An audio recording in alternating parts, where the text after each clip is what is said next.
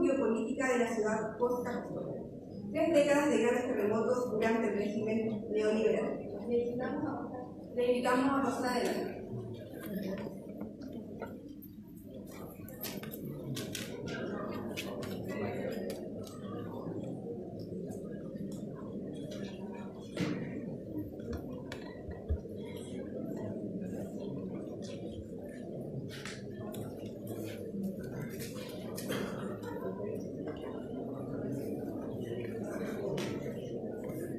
Buenas tardes a todos, muchas gracias por la invitación de tener el privilegio de participar en este seminario acá en la Universidad de Biobío.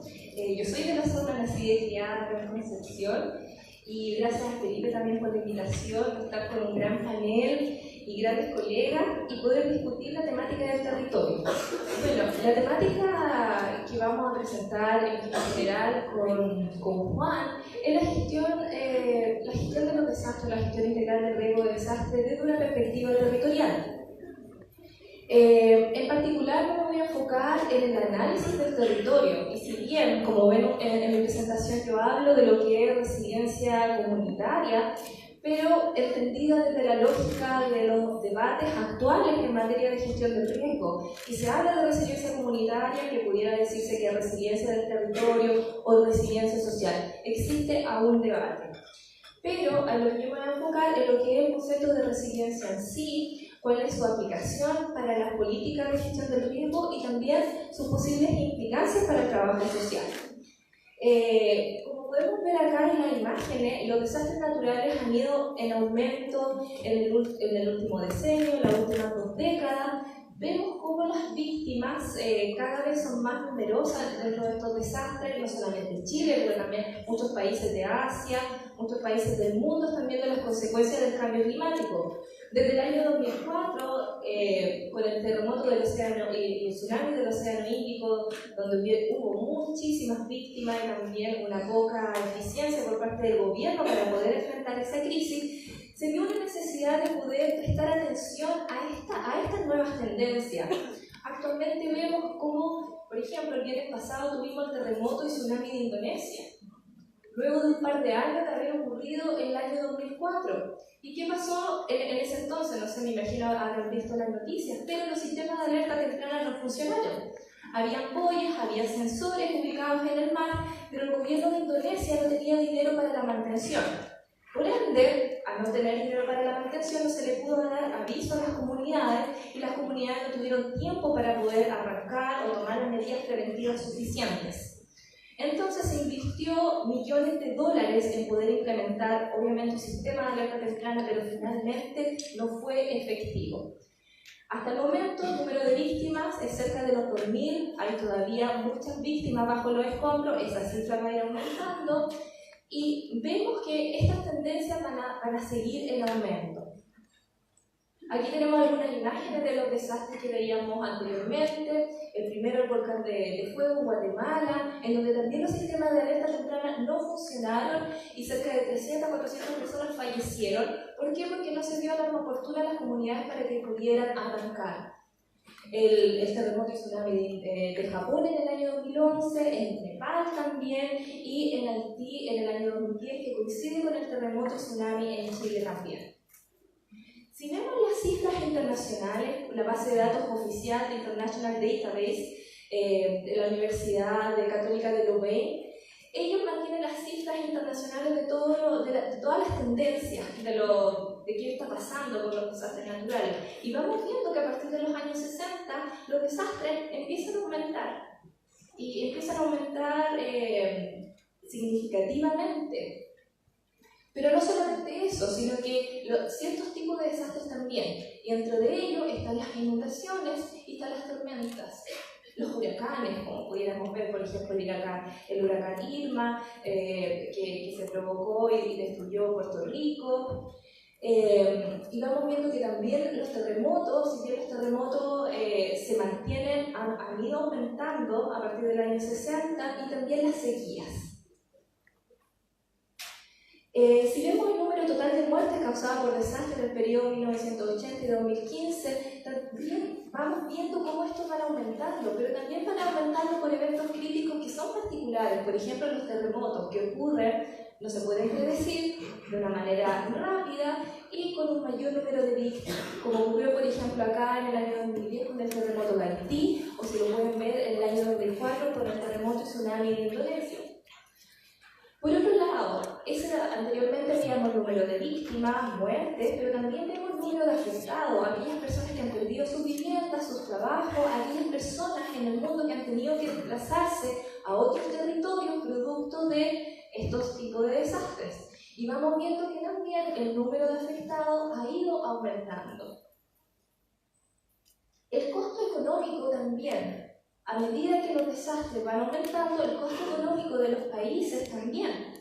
Pero el costo económico va aumentando, pero eso no significa que la inversión para poder reducir el riesgo de esos desastres ha ido aumentando, no ha ido aumentando, lamentablemente. Y se dice que por $1 invertido en la prevención se pueden ahorrar $7 en la reconstrucción. Esa es la lógica que se puede dar dentro de la gestión integral de riesgo, pero vemos que el costo económico cada vez es mayor.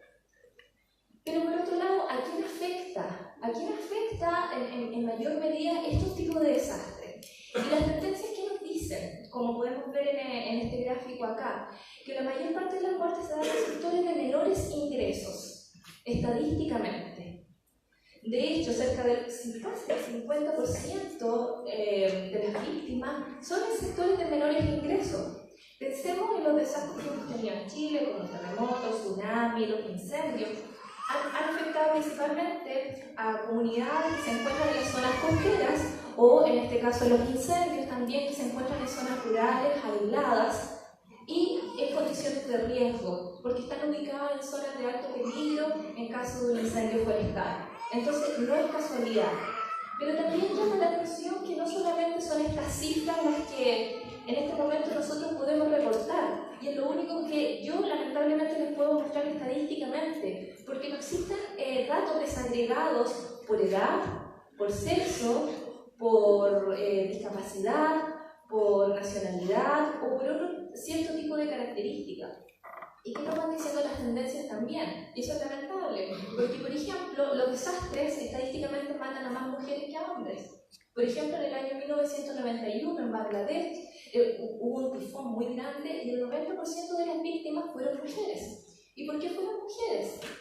Porque, producto de la religión, las mujeres tienen que usar vestidos largos, tapadas, y tampoco les están permitidos salir solas sin un hombre. Entonces las mujeres se quedaron en la casa, no salieron, no pudieron evacuar y obviamente murieron. O también tampoco tenían la habilidad, a los hombres se les enseña cómo arrancar y por ejemplo subir árboles y a las mujeres no se les enseña.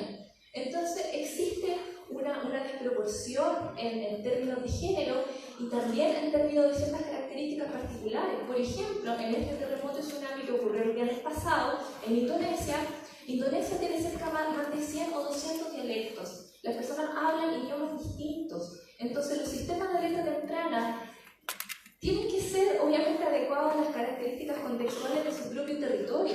Pensemos en Chile, vemos comunidades haitianas que están llegando en el país y sabemos qué tipo de conocimiento tienen ellos respecto a los desastres a los cuales nosotros nos pudiéramos enfrentar, pudieran detectar qué es lo que una alerta de tsunami o no, si ni siquiera manejan el idioma. Entonces los desastres no afectan a todas las personas de la misma manera. Y si pensemos en términos, por ejemplo, de la discapacidad, también vemos aquellas familias que, por ejemplo, o aquellas personas que no pueden evacuar, personas adultas mayores, personas postradas, y obviamente ahí dice, bueno, en realidad los desastres requieren una mirada multidisciplinar, multisectorial, transdisciplinaria, y requieren esta mirada territorial también.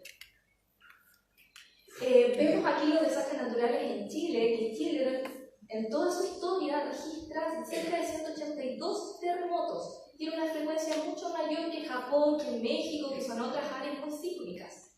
Pero no solamente tenemos terremotos, tenemos erupciones volcánicas, tenemos inundaciones, tenemos avalanchas, en fin, tenemos todos los desastres habidos y por haber. Entonces, estamos en una situación crítica, pero aún así también nos falta mucho para efectos de poder entender este fenómeno desde una mirada territorial, pero también desde el trabajo social, porque no estamos ajenos. A partir del año 2010, bueno, yo viví el terremoto y tsunami acá, soy de la zona, entonces se observaron muchísimas deficiencias en los sistemas de alerta del gobierno, pero también en replantearnos nosotros como trabajadores sociales cuál era nuestro rol. Y hasta ese entonces yo pensaba que nuestro rol era asistir a las personas, a los damnificados, a las víctimas, llenar las fichas y poder entregarles bienes materiales.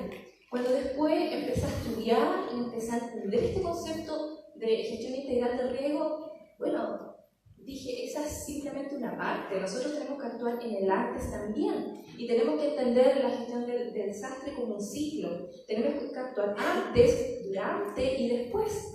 Y podemos actuar a diferentes niveles, dentro de los diferentes servicios o el lugar donde nosotros nos desempeñemos, a nivel político, a nivel municipal, dentro de cualquier área. Esto, de cierta manera, encaja. Es algo que nos compete a todos y a todos los sectores. Es un tema que no es particular ni siquiera a una sola disciplina. De hecho, dentro de mi carrera, con las personas que me ha tocado trabajar, principalmente han sido ingenieros civiles, ingenieros eléctricos, arquitectos, y yo he sido como la contraparte social. Entonces tenemos que tener una mirada transdisciplinaria para poder entender estos fenómenos.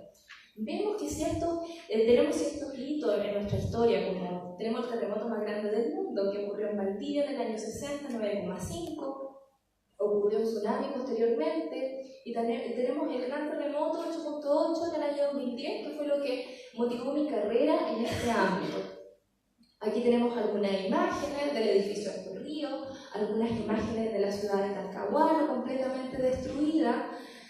Y también pudimos ver ese desastre, que era lo que me llamó la atención, como las dos caras dentro de los desastres. Por un lado, la poca eficacia del gobierno dentro de sus políticas para poder administrar, se llamó el terremoto social, donde ocurrieron diferentes saqueos, porque las personas obviamente tenían necesidades que necesitaban cubrir, y al tener tanta incertidumbre y ansiedad se produjo este fenómeno. Y si pensemos, no es un fenómeno que solamente se ha dado en Chile, se ha dado también en otros desastres del mundo, en el huracán Katrina, en el tsunami de Indonesia el viernes pasado, se veía también la gente tratando de sacar agua de las napas subterráneas, sacando obviamente alimentos de los supermercados, porque obviamente no tenían ninguna respuesta por parte del gobierno. No es un fenómeno casual, pero ¿por qué pasa? ¿Se podría evitar? En Japón eso no pasa, pero sí en Chile. Sí ocurrió en Haití y sí ocurrió en Indonesia. Entonces, ¿por qué ocurre en esos lugares? ¿Y por qué no en otros también? Entonces, la lógica de que aquellos países en menor desarrollo, con menos política y con menos inversión en la gestión del riesgo, están más propensos a vivir este tipo de consecuencias. Pero por otro lado, vimos la otra cara también, que fue la solidaridad, la cooperación, el capital social, lo que es la resiliencia de las propias comunidades. Al sentir las comunidades que no tienen una respuesta por parte del gobierno, sienten la necesidad de poder activarse, de poder participar, de poder hacer algo. Y entonces se activaron las ollas comunes, las comunidades también o los territorios empezaron a organizarse, por ejemplo, con guardias de seguridad, para protegerse de unas supuestas turbas que venían a atacarlo, que fue parte de un concepto de histeria colectiva, pero que no fue real finalmente. Entonces se dieron estas dos caras, estos dos contextos. La evidencia en otros desastres sí se ha dado, como en el terremoto de Kobe en Japón, que fue un terremoto que marcó un hito, un antes y un después dentro de la gestión del riesgo. Porque ese terremoto en particular en Japón demostró que una cultura tan civilizada y un país tan desarrollado como Japón se vio tan vulnerado ante un desastre y no estaban preparados. Y la ciudad, después de vivir el terremoto, ¿qué pasó? Se quemó completamente la ciudad de Kobe. ¿Por qué? Porque no había agua, o sea, había servicios de bomberos, pero no había agua para apagar los incendios. El 95% de las personas que se salvaron y que fueron rescatadas, no fueron rescatadas rescatadas por los servicios de emergencia, sino que fueron rescatadas por sus propios vecinos. Y desde ahí, desde ese evento, empezó a surgir esta idea de resiliencia, de poder trabajar con las comunidades para poder, de cierta manera, enfrentar el desastre, pero de una manera participativa. Porque se sabe, y a partir de ese terremoto también, se marcó este periodo límite, que es cerca de 72 horas. Que si bien sabemos, son 72 horas en que nosotros no tenemos que esperar ayuda necesariamente. Lo que pasó en Talcahuano, con un terremoto de gran magnitud, colapsan los servicios de emergencia. No existen, por ejemplo, los bomberos, porque quizás la bomba se cayó, no existen los carros de bomberos, los servicios básicos no están disponibles, operativos. Entonces, la única dependencia que podemos tener es en nuestros propios vecinos. ¿Qué tanto nos conocemos nosotros? Y es ahí, por ejemplo, que muchas familias o muchas comunidades se organizaron y lograron salvar a sus propios vecinos. Por ejemplo, en Talcahuano, donde desarrollaron en mayor parte de mi investigación, ¿qué decían ellos? Bueno, yo me decía, claro, yo me salvé porque en realidad mi vecino me conocía y él me rescató por una ventana. O, por ejemplo, había personas que estaban postradas y las sacaron, las llevaron en auto y las subieron al cerro. Entonces, a pesar de que en ese contexto hubo, por ejemplo, una mala gestión del gobierno, no se dio una alerta temprana de tsunami, las personas, el número de víctimas para el terremoto 8.8 en comparación al de Indonesia 7.5 fue menor. O sea, fueron cerca de 500 personas. ¿Y por qué? Lo más probable es porque la mayoría de las personas activaron esa resiliencia. A pesar que no tuvieron que depender de los servicios externos de emergencia, sino que dependieron de ellos mismos y de sus propios vecinos. Y es ahí la importancia de poder activar esos recursos. Ahí vemos algunas imágenes de lo que salía en las noticias, como este enfoque en los saqueos que dio la vuelta al mundo, lamentablemente. Pero aquí vemos unas imágenes de la cooperación, de la organización de las personas, de la familia, la solidaridad. Y en el fondo lo que se plantea es un cambio de enfoque. El enfoque de la gestión integral de riesgo ha surgido entre esta dicotomía, entre un foco netamente en lo material, en lo físico, en la destrucción, hasta pasar a un foco mucho más social, enfocado en las capacidades sociales, más intangibles de las comunidades, en donde el rol de la comunidad es fundamental. Pero no es tan simple esta dicotomía y después yo lo voy a explicar por qué. Bueno, aquí está el concepto de resiliencia que surge a partir del año 2005 en la ciudad de Yobo, que fue el distrito en donde estaba situada la ciudad de Kobe, en donde ocurrió este desastre que yo les comenté, donde se quemó, y se activan protocolos internacionales. Y por primera vez se empieza a utilizar la palabra resiliencia. Y se asume como marcos internacionales para que cada uno de los gobiernos, los Estados miembros de Naciones Unidas, se hagan responsables de la gestión de desastres. Es responsabilidad de todos los estados, pero también, por ejemplo, el marco de Sendai plantea que no solamente del Estado, sino que también de todos nosotros y de todos los sectores. Todos tienen que estar involucrados. Y se plantea la resiliencia como una capacidad de un sistema, una sociedad, un territorio que pudiéramos denominar, que está expuesto a una amenaza, pero tiene la capacidad para resistir, recuperarse, absorber ese impacto y volver, entre comillas, a la normalidad. Resurgir, resistir un choque. Este concepto emerge desde la ciencia física, desde las matemáticas, desde la ingeniería, pero no aplica también para el ámbito social. Porque la lógica es como un elástico. Ellos lo denominan así. Cuando tú tiras un elástico, lo sueltas, el elástico vuelve a su estado de normalidad. Pero podemos pensar el mismo concepto dentro del ámbito social y dentro del trabajo social. Si una comunidad se ve enfrentada a una situación de desastre, ¿queremos esperar que ellos vuelvan a su estado anterior al desastre? ¿Qué pasa si esa comunidad estaba en un estado de vulnerabilidad previa?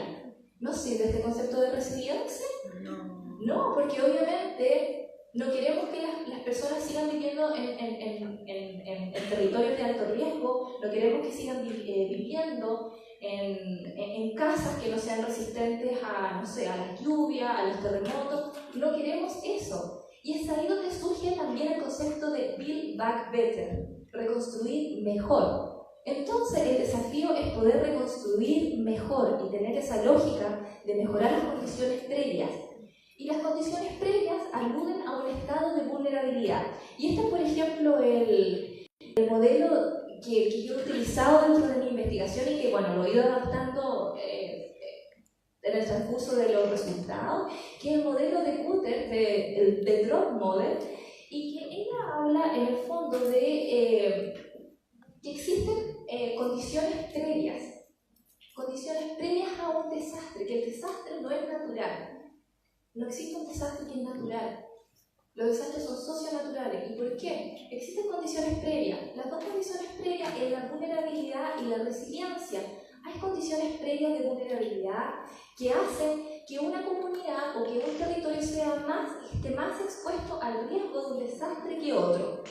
Por ejemplo, una comunidad que está ubicada en una zona costera, una comunidad que está ubicada cerca de un bosque de pinos, va a ser más vulnerable. Una personas o territorios con alta tasa de adultos mayores, o por ejemplo, territorios que no tienen grifos, entonces no tienen capacidad para poder apagar incendios. Entonces, el desastre es el resultado de esas condiciones previas y no solamente del evento. El evento sí, el evento independiente de la magnitud va a afectar a una comunidad, pero también es la suma de, como dice ahí, coping responses, la respuesta de la comunidad. Mientras más preparada esté el territorio o el país, vamos a poder reducir este impacto. Y el resultado posterior, la reconstrucción, va a ser mayor o menor dependiendo de estos tres factores. Entonces, vamos viendo en qué nos podemos enfocar en esta respuesta de afrontamiento, en la capacidad de absorción de las comunidades que va a depender de esos factores, reducir las condiciones de vulnerabilidad de los territorios, enfocándonos en todas las multidimensiones que se mencionaban en la mañana, en los servicios, en si existe información disponible en relación a los riesgos, qué tan preparados están, qué tantos recursos existen en el territorio, existe sistema de alerta temprana o no. Entonces, y también de la capacidad de absorción de la comunidad. Y es aquí, no es darle toda la responsabilidad al territorio a la comunidad, es responsabilidad compartida. Y el gobierno en este caso, o los municipios también tienen una responsabilidad legal y acordada internacionalmente de poder prevenir y poder reducir el riesgo de este tipo de desastres. Y bueno, no voy a entrar en mayor detalle con esto porque no queda mucho tiempo, pero el grado de recuperación, el grado de reconstrucción va a depender de todos estos factores, de todos y cada uno de estos factores. No voy a poder entrar en detalle en este tampoco, pero se plantea que para efectos de poder promover la resiliencia, poder reducir las condiciones de vulnerabilidad de los territorios ante un desastre, tenemos que promover ciertas capacidades. Por ejemplo, Norris plantea una serie de capacidades, que son capacidades que pueden estar dentro de las propias comunidades, dentro del gobierno, dentro de los sistemas de información, pero también sin olvidarnos de la infraestructura, que es esencial. Entonces, dentro de las premisas que yo he trabajado, he visto que la resiliencia es una capacidad que es inherente, que está presente o que se puede activar en los territorios, en las comunidades. Se puede activar, puede existir, o sea, se puede activar y se puede promover a partir de programas específicos, a partir del empoderamiento de las comunidades, pero también una capacidad que es variable, es una capacidad dinámica. No es lo mismo enfrentar una erupción de un volcán, a un terremoto, a un incendio. Se necesitan capacidades distintas y dependiendo de dónde esté ubicado también. Las limitaciones. Escasos estudios, pocos modelos de resiliencia que, por ejemplo, no podemos encontrar acá en Chile. La mayor parte de los modelos se han realizado en otros países del mundo, en Japón, en Estados Unidos, pero en Chile tenemos una serie de limitaciones de poder estudiar este fenómeno de una manera integral. Y desde el trabajo social también tenemos que ponernos ese desafío. Yo en este momento, a partir del terremoto y tsunami del 2010, he desarrollado una serie. Han sido, claro, 8 años de investigación, en donde estas son algunas de las comunidades en las que trabajé. en donde poder plantear cuáles son los tipos de capacidades que las comunidades pueden activar en el contexto de un desastre. Y de cierta manera, las capacidades intangibles vuelven a emerger de manera sustancial, no solamente reconocidas, pero son reconocidas por las propias comunidades. Si uno les pregunta por qué lograron salvarse o lograron evacuar luego del terremoto tsunami, han sido estas capacidades intangibles, este capital social, pero sin desconocer los aspectos de infraestructura, los materiales. Ambos aspectos tienen que ir de la mano, ambos aspectos se necesitan. El conocimiento local fue fundamental, o sea, muchas caletas de pescadores se salvaron, pese a que hubo una alarma falsa de tsunami, o que no hubo alarma de tsunami en Talcahuano. Los pescadores sabían que iba a venir la ola luego de un terremoto, y ellos me decían, cualquier terremoto donde tú no te puedas poner de pie es signo de que viene un tsunami. Y así ese conocimiento local ancestral se transmitió de generación en generación y salvó las vidas de las personas. Y bueno, ese es como el modelo en general que estoy trabajando. No puedo entrar en detalle, pero en el fondo habla de lo mismo, de reducir las condiciones de vulnerabilidad, promover las capacidades de resiliencia y como conclusión saber que los territorios tienen o comunidades tienen un rol significativo en la reducción del riesgo de desastre, que las capacidades sociales y culturales que nosotros podamos promover son tan esenciales como construir diques, construir casas que sean resistentes a terremotos, o construir vías que sean más seguras, o escuelas más seguras. Es tan importante como eso. Tienen un potencial inherente, los trabajadores sociales juegan un rol significativo, y también cambiar el foco. Siempre cuando hablamos de desastre hablamos de las pobres víctimas, los damnificados, pero tenemos que empoderar también a las comunidades, también pueden ser partícipes dentro de su proceso de reconstrucción y dentro del proceso también de prevención de este tipo de desastre. Cambiar el foco desde víctimas a personas, actores, empoderados dentro de la reconstrucción. Y los desafíos, construir modelos de resiliencia, que cada municipio, que cada territorio pueda construir sus modelos de resiliencia a nivel local, que cada comunidad pueda identificar cuáles son sus capacidades, fortalezas, sus riesgos. También existen hermosas experiencias de mapeos participativos, por ejemplo. Incluir este enfoque de resiliencia también en la reducción del riesgo de las municipalidades, que en realidad son muy pocas municipalidades en Chile que tienen departamento de gestión del riesgo. Un ejemplo, un ícono es la municipalidad de Talcahuano, que fue la primera en Chile. Y por otro lado, el trabajador social. Necesitamos tener un rol mucho más activo y generar mayores investigaciones. No olvidemos que estamos en un país sísmico, en un país que está propenso a una serie de desastres, y no podemos quedar ausentes dentro de la investigación, pero también de la intervención de este tipo de fenómenos. Muchas gracias.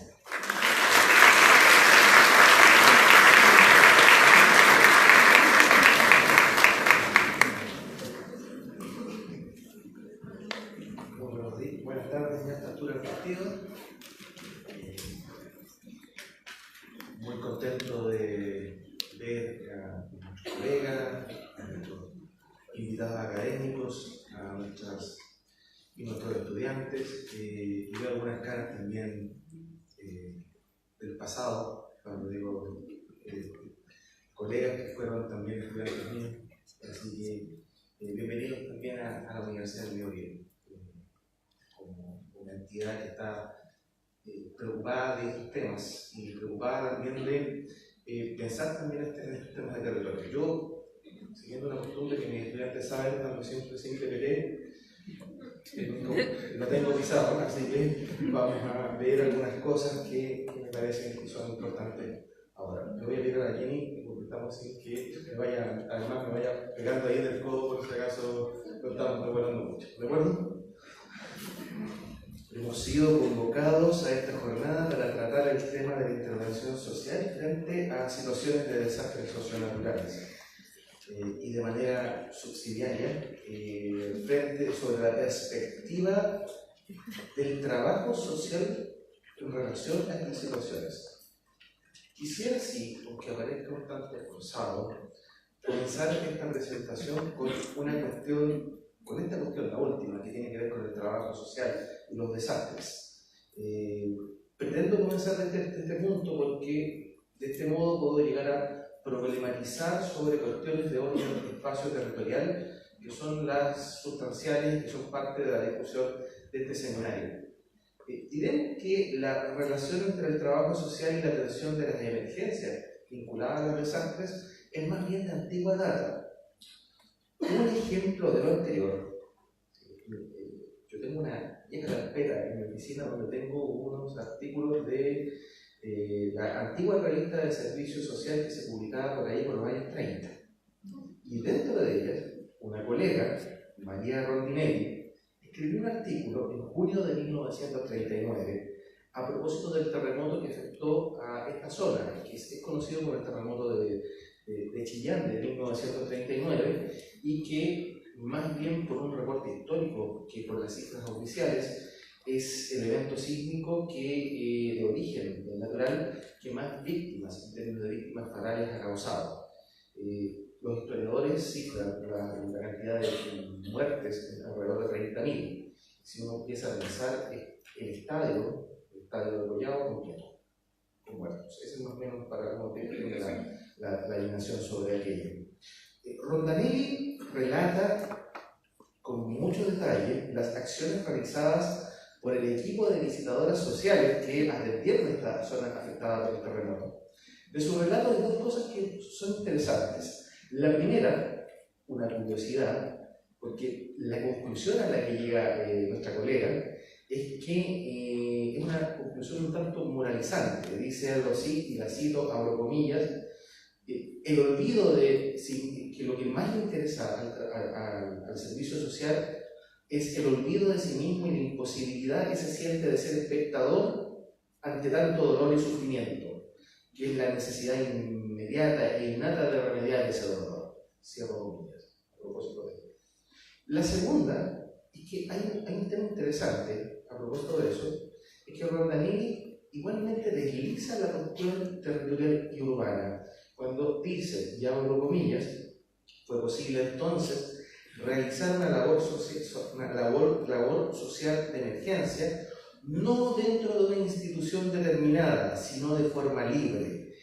Permitió además conocer más o menos integralmente todos los problemas colectivos de aquella ciudad, que eran los mismos de toda la zona afectada por el terremoto. A propósito de que muy inicialmente ya tenía un pensamiento que no solamente estaba vinculado hacia la situación del caso, sino que territorialmente lo empezó a generar. En el terremoto de 1960, que Ginny también nos mostró unas imágenes, resultó también de gran actividad para las colegas trabajadoras sociales, principalmente ligadas a los servicios nacionales de salud y al trabajo con la infancia desplazada de los lugares abatidos tanto por el sismo como por el tsunami. Resulta curiosa además la participación de las colegas de salud en algunas campañas que a los ojos del siglo XXI pueden aparecer como raras, como por ejemplo la campaña desde el Servicio Nacional de Salud que se llamaba Un cigarrillo para el sur de Chile. ¿Ya? Eso hoy día el mundo de la salud sería un todo. Y bueno, juntaron 120 kilos de cigarrillos. Tal como dice Cassandra, que nos estaba presentando anteriormente, estoy en este momento dirigiendo un proyecto de fondo, es decir, que tiene como tematización el tema de los terremotos, pero lo que está dedicado fundamentalmente es cómo se produce la normalidad, cómo se construye la normalidad después de estos sismos. Y particularmente estamos investigando tres, que son el de 1985, el de 2010 y el del año 2015.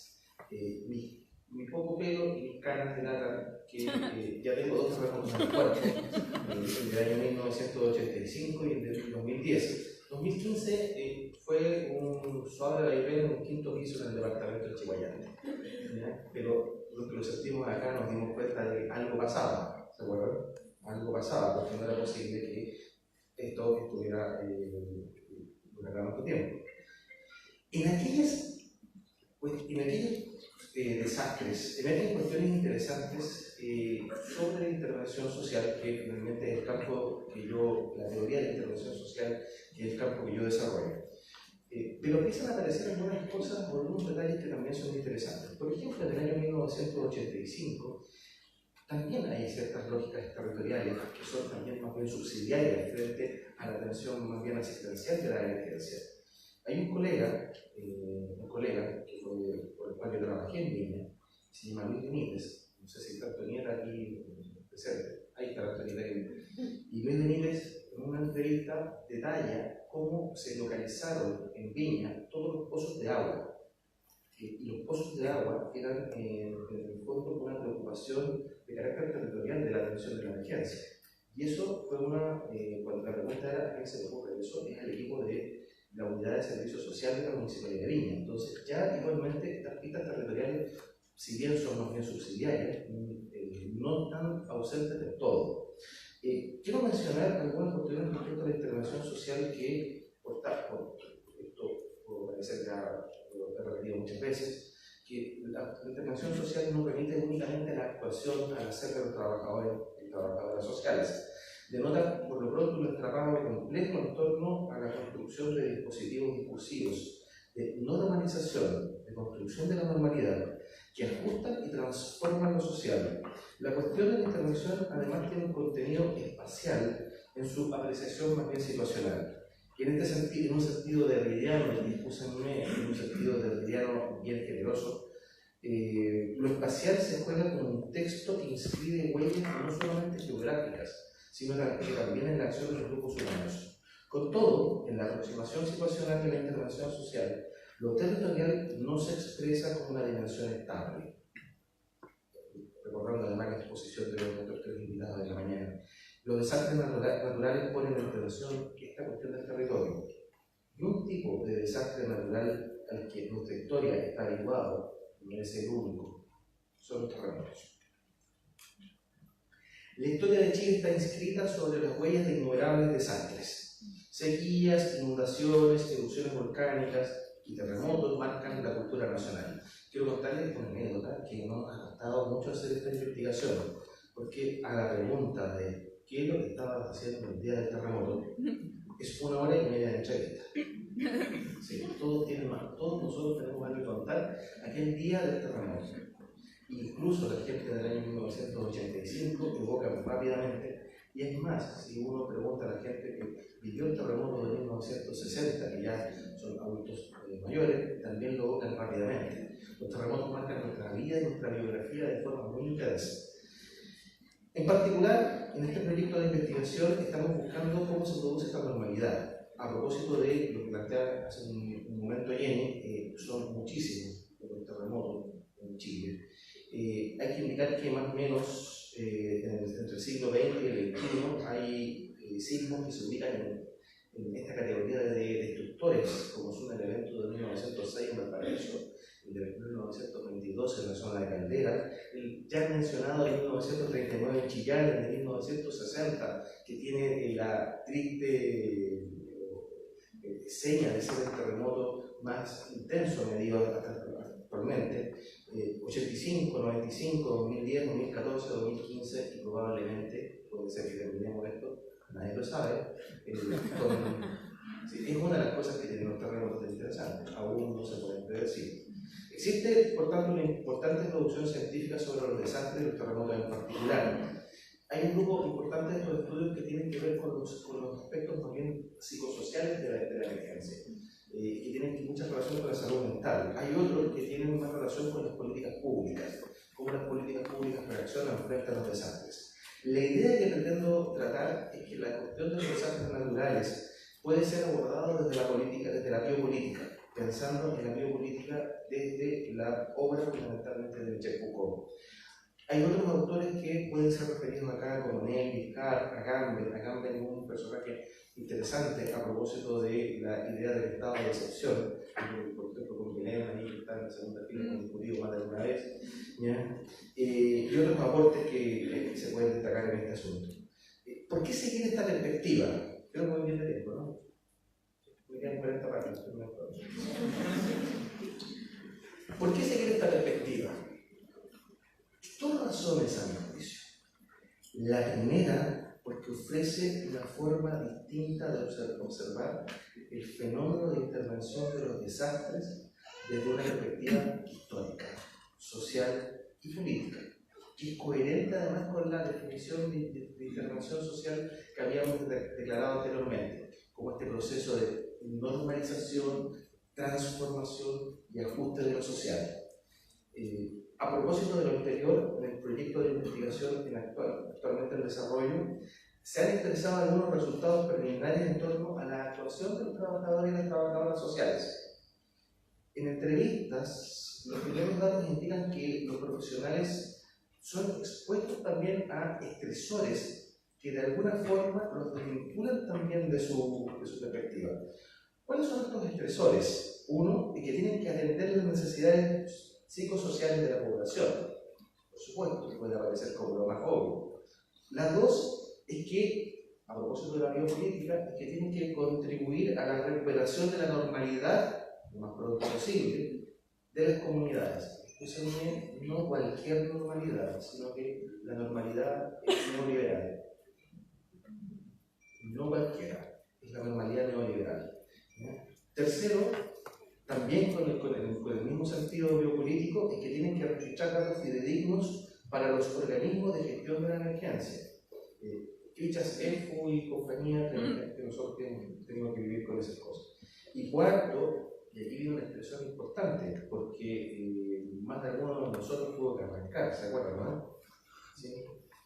Los efectos personales y familiares propios de la emergencia. Hay que, otro factor que nosotros juega en este proceso de construcción. Esto es muy preliminar, por favor, pero ya hay algunas noticias sobre eso. También de modo preliminar podemos advertir inicialmente un tipo particular de alienación profesional. Esto entendiendo que la recuperación psicosocial de la emergencia no se realiza, insisto, en cualquier contexto, sino que se realiza en un contexto de política social neoliberal, que busca, entre otras cosas, los emprendimientos, que busca, entre otras cosas, la individuación de los sujetos, la descolectivización, mercantilización, que nuestra colega de Brasil hablaba en algún momento de la mañana, que son elementos también de esta recuperación de la normalidad. La escala local de la ciudad, que es un aspecto importante en lo territorial, y sus instituciones políticas, como por ejemplo el municipio, la biopolítica va a ingresar en estos espacios domésticos para irrumpir en los cuerpos de la población. Actualmente, tanto los gobiernos centrales, las intendencias, las gobernaciones, como los locales, abundan sistemas de seguridad para gestionar tanto los riesgos naturales como los futuros de crisis contingentes. Y esto es interesante porque, si bien yo estoy muy de acuerdo con lo que plantea Jenny, de que hay hoy día el número de instituciones locales que tienen oficinas de emergencia instaladas, lo que sí yo puedo decir, y podemos conversarlo después, es que esto ha sido una situación más bien creciente en el tiempo y probablemente va a ser una demanda creciente. Al mismo tiempo, escúchenme, de las políticas de control y de protección local que está vinculada con, por ejemplo, las lógicas de policías locales que no tengan armas, pero que andan pasando por las calles. Otro elemento que además está al mismo tiempo considerando y puede ser interesante para plantearlo en términos de investigación es que empiezan a aparecer también elementos de panoptismo. Cuando digo panoptismo, es que de vigilancia permanente de la población. En Concepción, por lo menos, ustedes saben que cada 3 cuadras o 4 cuadras uno mira hacia arriba y hay una cámara, ¿no? En todas partes, y uno tiene que saludar para que el ojo invisible de alguna forma también sepa que nos estamos portando bien. Quiero citar a Víctor Marchesini, que es uno de los autores de ciencias sociales que más ha trabajado el tema de la biopolítica del desastre. Y él denomina a este conjunto de cosas, las oficinas de emergencia, las políticas de policía y los panoptismos que existen en la ciudad, lo denomina la biopolítica del desastre. ¿Y qué significa esto? Son cálculos de probabilidad, métodos de observación, sistemas de información geográfica, estadísticas, mapas de riesgo, agencias gubernamentales, unidades militares y paramilitares, un conjunto de actores con una serie de procedimientos de gobierno que se han desarrollado para hacer frente a la prevención del desastre, mitigación y recuperación. Pero yo también diría que no solamente para eso, sino que también para instalar una política de policía al interior de la población, considerando además que no solamente los vigilamos, se vigila a la gente en situaciones de desastre, sino que se vigila permanentemente. Estos mecanismos son especialmente relevantes para la reintegración del orden neoliberal del territorio, especialmente en las ciudades. No fue menor, a propósito de eso, a propósito del recuerdo del 2010, que en el 2010 se produce una emergencia, una aparición de la vida comunitaria que fue rápidamente reprimida y que fue básicamente subsumida por ciertos relatos. Y en estos relatos, por todos los niños, por nuestro colega que era bombero, al fondo, ¿sí? Me acuerdo que aparecen ciertos héroes que de alguna forma esconden a estas prácticas comunitarias. Y estos héroes eran la policía, los bomberos y los militares que vinieron a recuerdo. Les dedicaron portadas a los diarios, ¿se acuerdan? En cambio, la vida comunitaria que surge, que es anti-neoliberal, para decirlo, esa vida comunitaria y esas expresiones de vida comunitaria fueron rápidamente adaptados. Si se acuerdan ustedes, tuvimos un toque de queda, que incluso fue mucho más estricto que un toque de queda que había durante la dictadura. Fueron rápidamente reprimidos y rápidamente adaptados. Avisan que tengo 5 minutos. Muchas gracias, profesor. Quiero sumar además de este planteamiento una interesantísima investigación realizada por Marcela Muñoz, profesora de la Escuela de Trabajo Social, en torno al papel que cumplen los medios de comunicación. Ella hizo un estudio, yo diría, de los mejores estudios a nivel nacional respecto al papel que cumple la radio Bio Bio en toda esta emergencia. Una de las cosas que son, que en ese momento recibieron muchos premios, pero tengo la impresión que a la luz de los años uno puede en el fondo hacer por lo menos un debate respecto a la radio. Para no alargarme más, quiero llegar a algunas conclusiones a propósito de esto. Quiero llegar a algunas síntesis para poder en el fondo dejar algún espacio para las preguntas.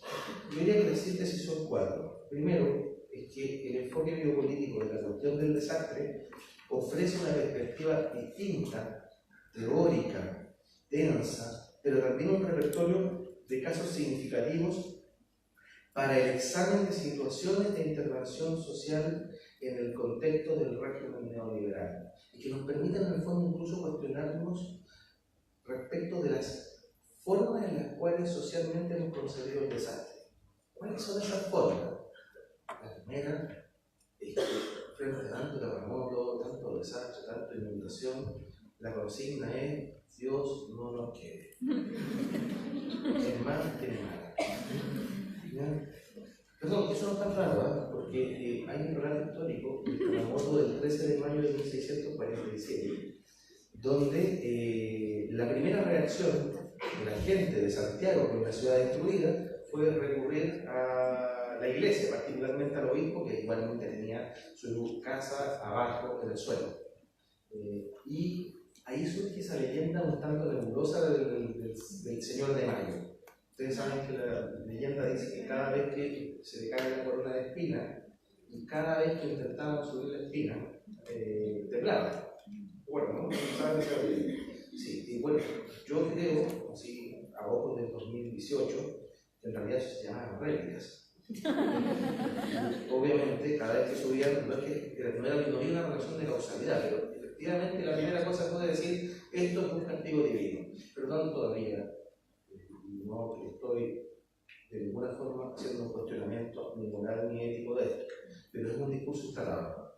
La segunda forma, y esa sí que está instalada en la política pública, yo diría que es la hipótesis de Ortega y Gasset 1928. Ortega y Gasset vino en 1928 en Chile y él hizo una conferencia sobre el alma nacional a propósito de los desastres. Y él dijo que Chile, nuestro territorio, tenía la condena de Sísifo. Sísifo fue un personaje de la mitología griega, hijo de Ogro, de Garela, que tenía un castigo eterno. Y el castigo eterno era que tenía que agarrar una piedra, subir el cerro con esa piedra, y cuando llegaba a la punta del cerro, la piedra se caía. ¿Y el que tenía que hacer? Volver. Entonces, la hipótesis de Ortega y Gasset era que hiciéramos los chilenos. Cada vez que pasaba un desastre, nosotros lo destruíamos socialmente, pero en realidad se caía la piedra, ¿y qué hacíamos nosotros? Bueno, volvíamos a recoger la piedra.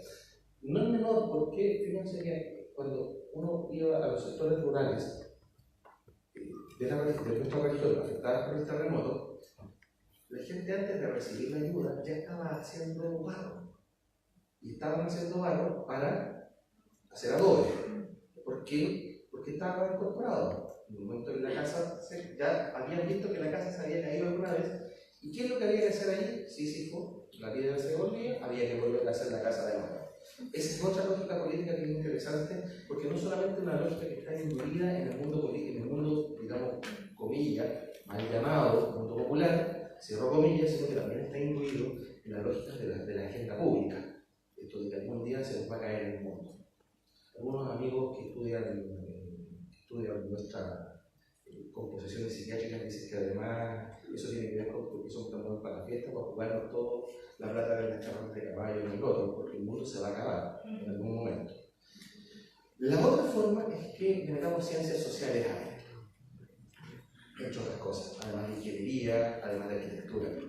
Y meterle ciencias sociales a esta reflexión involucra, por ejemplo, a propósito de esto, empezar a pensar la cuestión del desastre desde una perspectiva, como por ejemplo, la perspectiva de la resiliencia que nos acaba de comentar muy bien Jenny, o la perspectiva de la biopolítica. Y hay otras perspectivas también que se pueden utilizar para entender la situación del desastre.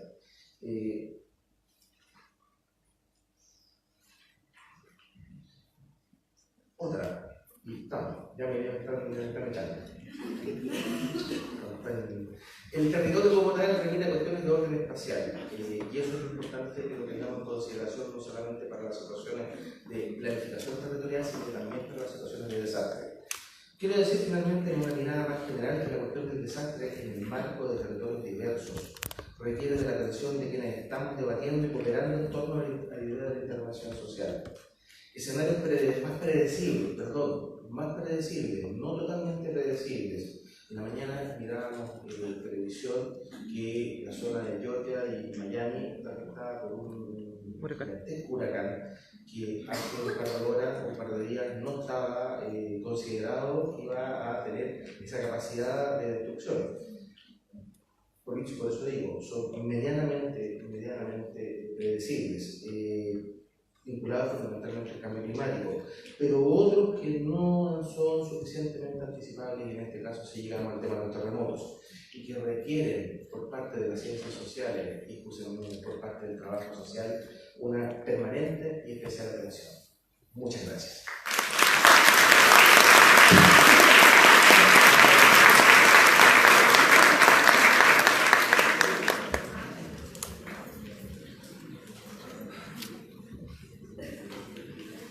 Vamos a tener dos posibilidades de preguntas, así que también cortitas, que sean preguntas o comentarios muy largos.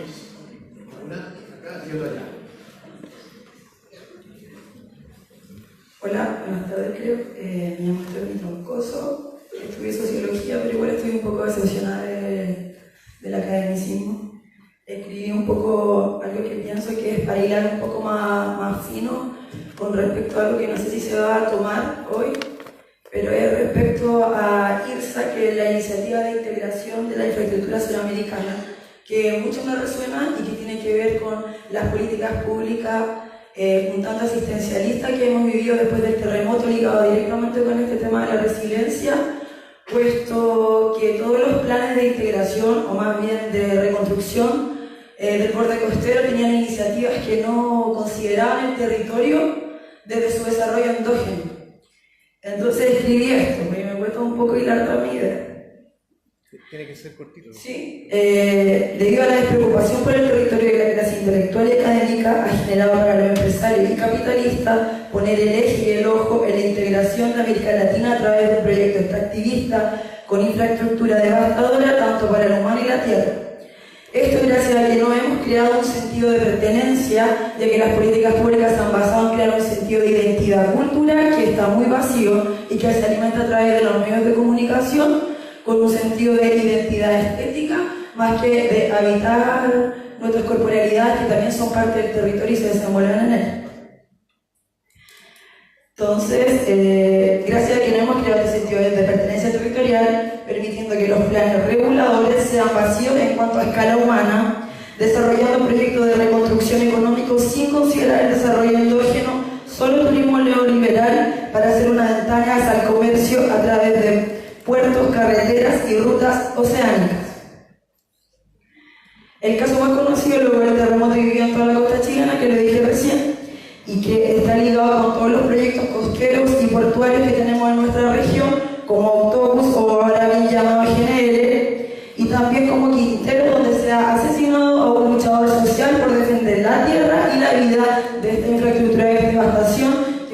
comienza desde la cordillera de los Andes hasta el extremo sur de Chile. Entonces, yo quería decir todo esto en cuanto a un llamado a tomar responsabilidad frente a la labor profesional y no a seguir perpetuando la miseria e hilar más fino, porque al final estamos siendo contratados y pagados para destruir la naturaleza y nuestro sistema social. Así que eso.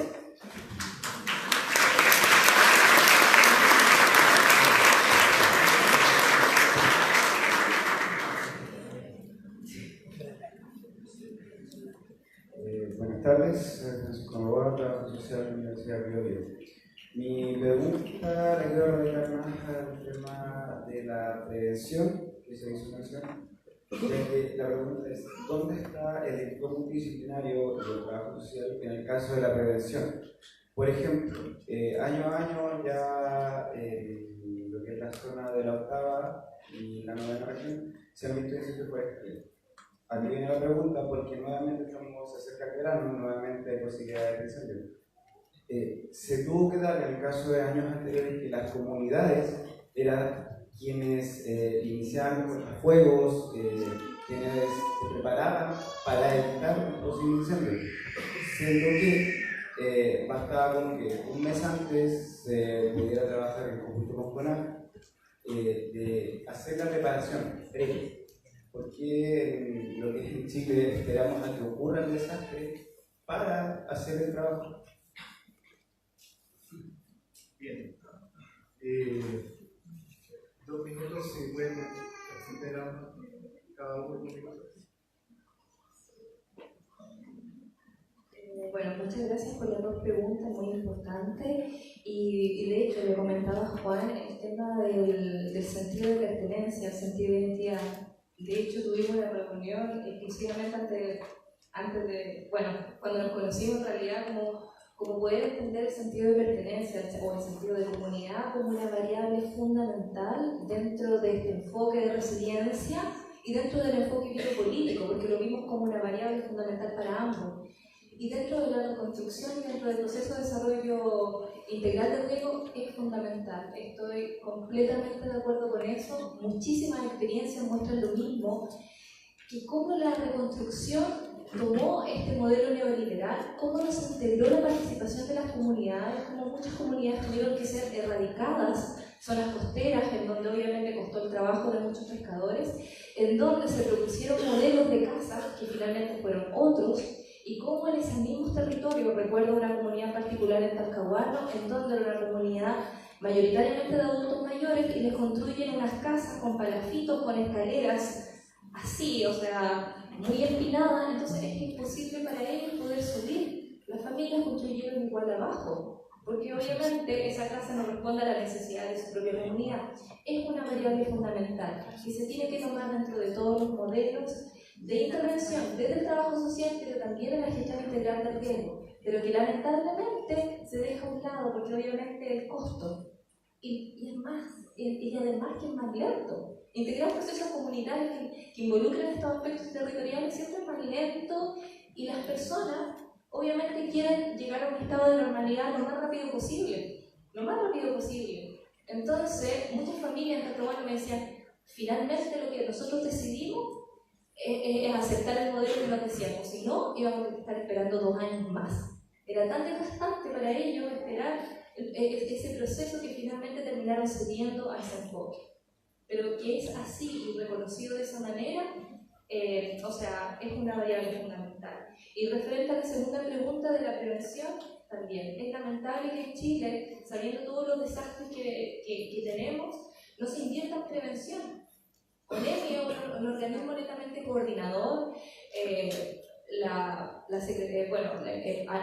nivel de gobernación existen oficinas encargadas dentro de lo que es la gestión o la gestión de lo que es la catástrofe en sí, y los recursos que hay es lamentable, porque los recursos que existen es para atender la emergencia o el desastre cuando ya ocurrió, pero los recursos para prevención son muy escasos, no existen.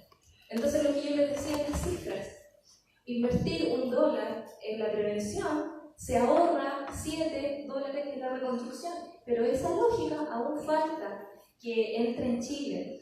Y por otro lado, si bien es cierto, nosotros esperamos que esta prevención venga del gobierno, venga del municipio, también las personas de las comunidades pueden tomar acciones.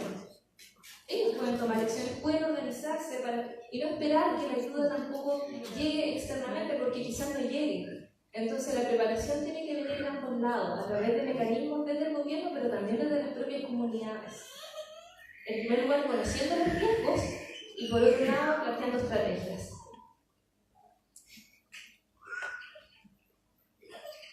Es una gigantesca pregunta, a propósito de la amiga que nos hacía una interpelación.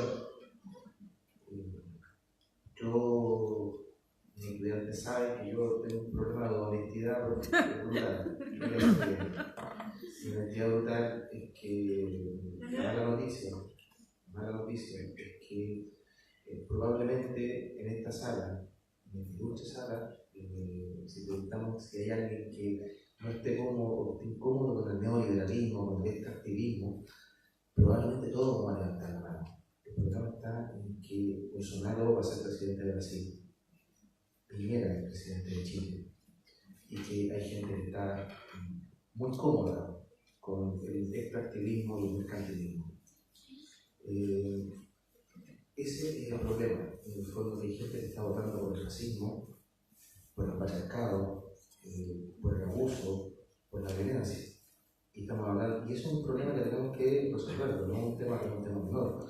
Ese es el fondo de la pregunta. La otra mala noticia, además, brevemente cuento, es que en el neoliberalismo también se produce. El neoliberalismo, si uno pudiera definirlo muy brevemente, es un sistema de generación de riquezas basado en la desigualdad.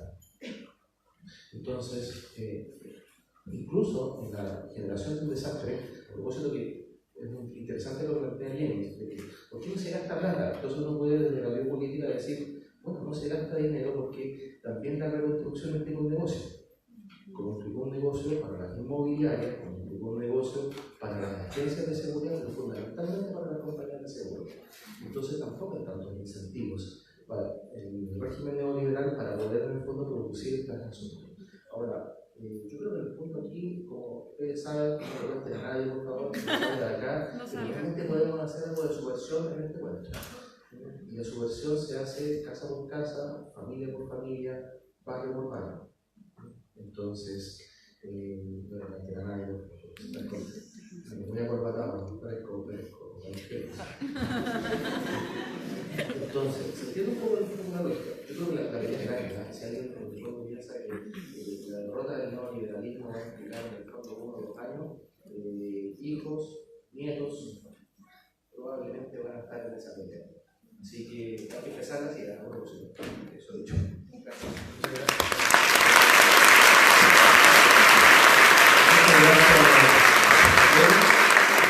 El tiempo, el cariño dedicado a las presentaciones.